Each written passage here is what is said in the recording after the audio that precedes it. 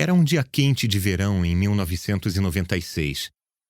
Eu estava na minha cabana na floresta próxima ao município de Hümmel, um vilarejo na região montanhosa de Eifel, localizado no oeste da Alemanha. Para nos refrescarmos, minha mulher e eu enchemos uma piscina inflável à sombra de uma árvore no quintal. Ali estava eu, dentro da água com meus 2 filhos, comendo fatias suculentas de melancia, quando de repente, de canto de olho, percebi um movimento. Algo marrom avançava em nossa direção, parando de vez em quando. "Um esquilo!" gritaram as crianças empolgadas, mas logo minha alegria deu lugar a uma grande preocupação, porque o animalzinho deu alguns passos e tombou de lado. Estava claramente mal de saúde. Mesmo assim, conseguiu se levantar e dar mais alguns passos na nossa direção. Foi quando notei um grande calombo no pescoço dele.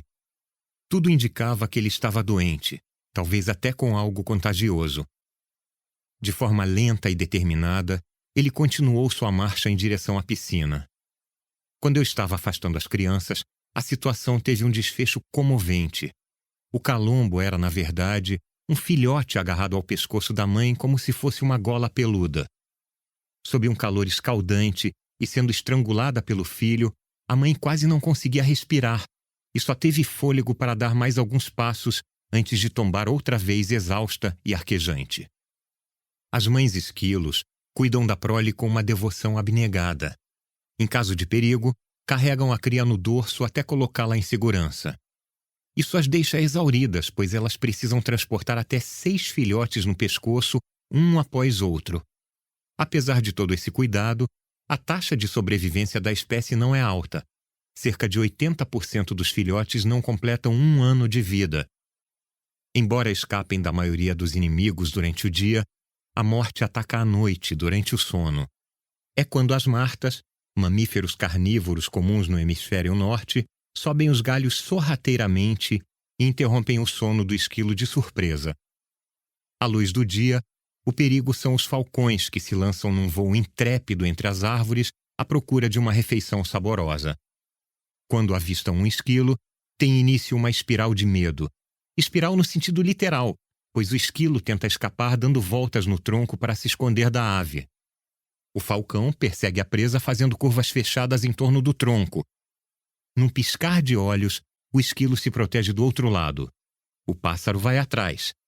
O esquilo se esconde outra vez e esse movimento rápido e contínuo cria uma espiral ao redor da árvore. Vence o mais ágil, na maioria das vezes, o pequeno mamífero. Muito mais do que qualquer predador, porém, o pior inimigo do esquilo é o inverno. Para chegar bem preparado à estação mais fria do ano, ele constrói um ninho esférico num galho alto e, para fugir de visitas indesejadas, cava 2 saídas com as patas. Os ninhos são feitos basicamente de gravetos, mas por dentro são revestidos por um musgo macio que funciona como isolante térmico e que faz com que o lugar fique confortável para o animal dormir. É isso mesmo, os animais também valorizam o conforto e, assim como os humanos, os esquilos não gostam de sentir um graveto espetando suas costas. Assim, o revestimento macio de musgos garante um sono reparador.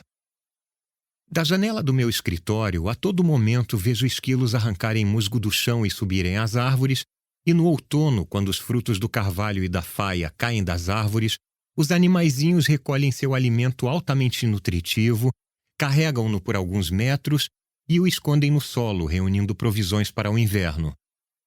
O esquilo não hiberna, apenas passa a maior parte do inverno cochilando. Nesse estado de letargia, seu corpo consome menos energia, mas seu metabolismo não para completamente, como acontece com o porco-espinho. Portanto, de tempos em tempos, o esquilo acorda com fome, desce da árvore e procura um dos inúmeros esconderijos que construiu no outono. E procura. E procura mais. No começo, é divertido assistir enquanto ele tenta lembrar onde guardou a comida.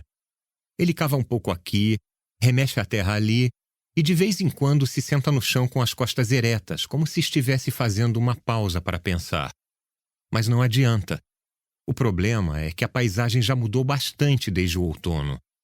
As árvores e os arbustos perderam as folhas, a grama está ressecada e, como se não bastasse, a neve pode estar cobrindo o solo como uma camada de algodão. Fico com o coração na mão quando vejo o esquilo desesperado procurando a comida, pois neste momento a natureza está peneirando quem vai viver e quem vai morrer. Grande parte dos esquilos desmemoriados, sobretudo os que têm menos de 1 ano de vida, morrerá de fome antes da primavera seguinte. Às vezes encontro mudas de faia na reserva de faias antigas. Elas lembram borboletas verdes apoiadas sobre caules finos e geralmente estão isoladas. Só crescem juntas nos lugares onde o esquilo as guardou para o inverno e esqueceu, o que costuma ter consequências fatais para ele.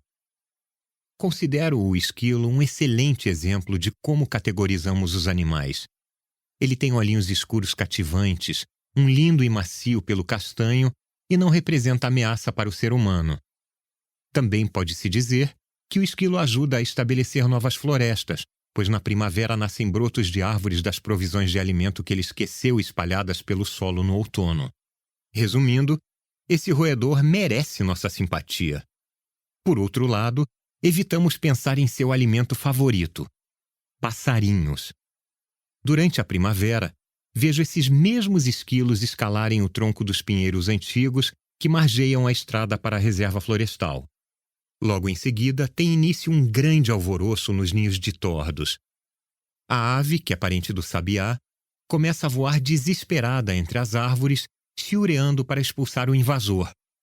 Os esquilos são seus inimigos mortais, devoram os filhotes de ave recém-nascidos com pouca ou nenhuma plumagem. Nem os ninhos no oco das árvores oferecem muita proteção aos bebês, pois os esquilos usam suas patinhas finas e com garras longas e pontiagudas para fisgá-los no esconderijo supostamente bem protegido. Afinal, os esquilos são bons ou maus? Nenhum nem outro. Por um capricho da natureza, eles despertam nosso instinto protetor, pois temos sentimentos positivos ao vê-los. Isso não tem relação alguma com ser bom ou útil. Por outro lado, o hábito de matar os passarinhos, que também adoramos, não significa que sejam maus. Os esquilos sentem fome e precisam alimentar os filhotes que dependem do nutritivo leite materno. Caso saciassem a necessidade de proteínas comendo lagartas, ficaríamos felizes e não teríamos nada contra eles, pois as lagartas são pragas que prejudicam a lavoura. Só que as lagartas são filhotes de borboletas, e apesar de elas gostarem de comer os mesmos vegetais que nós, matar filhotes de borboletas não é bom para a natureza. A questão é que os esquilos não querem nem saber da nossa opinião. Estão ocupados demais tentando sobreviver e aproveitar a vida ao máximo. Mas voltando ao caso da mamãe esquilo no meu quintal. Será que ela sente um amor tão forte que a faz pôr a vida dos filhotes acima da sua? Será que essa atitude não é apenas o resultado de um pico hormonal que aciona o comportamento protetor pré-programado em seus genes? A ciência costuma reduzir os processos biológicos a mecanismos involuntários.